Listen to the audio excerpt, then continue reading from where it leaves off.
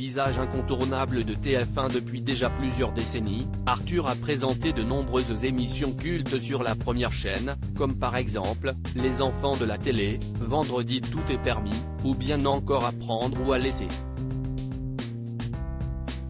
Vendredi 17 février 2023, l'animateur sera de retour en prime time aux commandes d'un nouveau numéro inédit du programme baptisé Visual Suspect.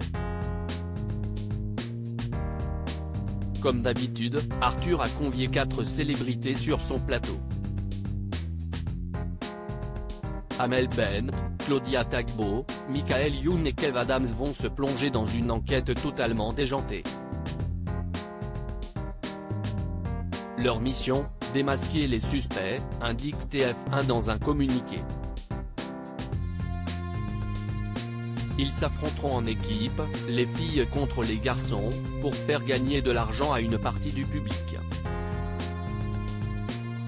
Tous les coups seront permis. Lors de cette soirée, 80 personnes vont se présenter face à eux.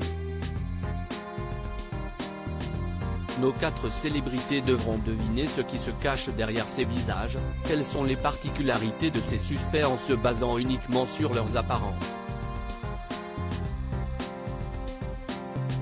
Pas d'interrogatoire, pas d'indice, seul le sens de l'observation permettra aux profileurs de trouver leur métier, leur passion, leur talent caché ou d'autres singularités, et tout ça dans une ambiance à mourir de rire.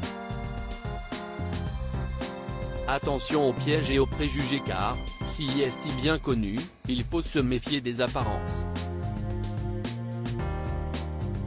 A rajouté la première chaîne.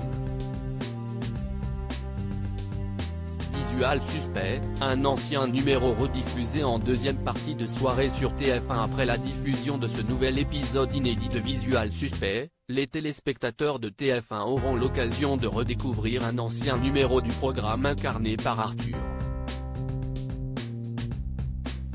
En effet, à partir de 23h25, la première chaîne rediffusera l'émission durant laquelle Camille Lou, Chin, Boudère et Ahmed Silla s'étaient prêtés au jeu.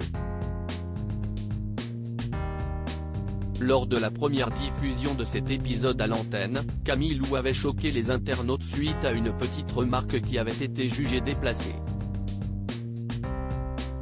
Sage-femme, je vais vers la dame en 4, j'ai jamais vu un homme sage-femme. T'as pas envie que quelqu'un te sorte d'un.